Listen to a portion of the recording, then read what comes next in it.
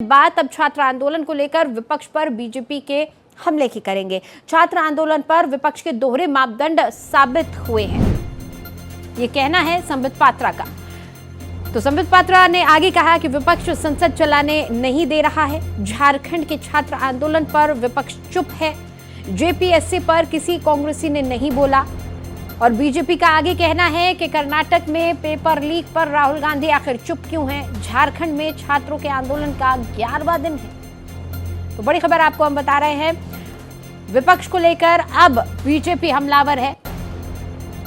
BJP विपक्ष के दोहरे मापदंड पर सवाल खड़े कर रही है। दरअसल झारखंड में लगातार छात्र आंदोलन चल रहा है, 11वां दिन है और इसको लेकर सवाल उठा रही है। संबित पात्रा ने कहा कि छात्र आंदोलन जो झारखंड में चल रहा है उसको लेकर राहुल गांधी चुप क्यों है?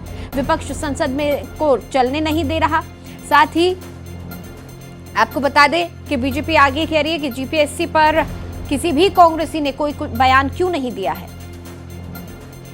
और मेरे सहयोगी मधुकर आनंद हमारे साथ फोन लाइन पर जुड़ चुके हैं, उनसे हम बातचीत करेंगे। मधुकर, जो छात्र आंदोलन इस वक्त झारखंड में चल रहा है उसको 11 दिन हो चुके हैं। यकीनन उसको वो अभी तक वो मंच नहीं मिल पाया है राष्ट्रीय स्तर पर या राजनीतिक लोगों के बीच में कि उस मुद्दे को और उठाया जा सके, और बीजेपी इसको लेकर अब विपक्ष पर काफी हमलावर है।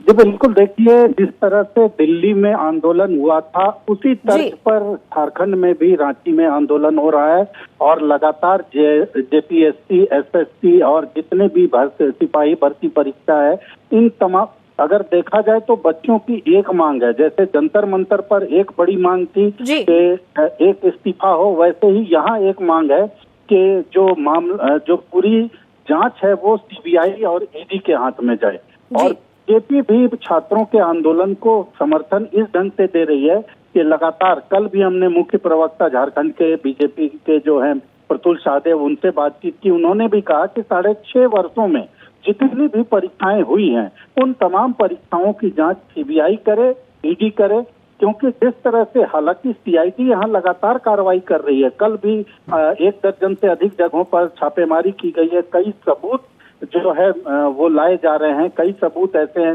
चेयरमैन को हटा दिया गया है। तमाम तरह के कदम सरकार ने उठाए हैं और सरकार ये कभी नहीं चाहती है कि जांच सीबीआई के हाथ में जाए, क्योंकि उसके बाद राजनीति शुरू होती है। अगर सीबीआई के हाथ में जांच चली जाएगी और जिस तरह से इसमें पैसे का 1.25 करोड़ रुपए में डीएसपी की नियुक्ति हुई है, इस तरह का आरोप लग रहा है, तो जैसे ही ईडी और सीबीआई का प्रवेश होगा इस मामले में, हेमंत सोरेन या सरकार के लिए एक बड़ी कठिनाई हो जाएगी। इसलिए सरकार ईमानदारी से काम करती हुई दिखाई दे रही है। कल भी 2 मंत्री सुदीप सोनू और 2 मंत्रियों की कमेटी बना दी गई है, जिस कमेटी का काम है कि छात्रों के साथ बातचीत की जाए और उनकी समस्याओं का समाधान की जाए, उनका किया जाए और ये कोशिश की जाए कि छात्र जो है वो सरकार के उठाए गए कदमों से संतुष्ट हों। ठीक है, बहुत शुक्रिया मधुकर इस पूरी बातचीत के लिए आपका।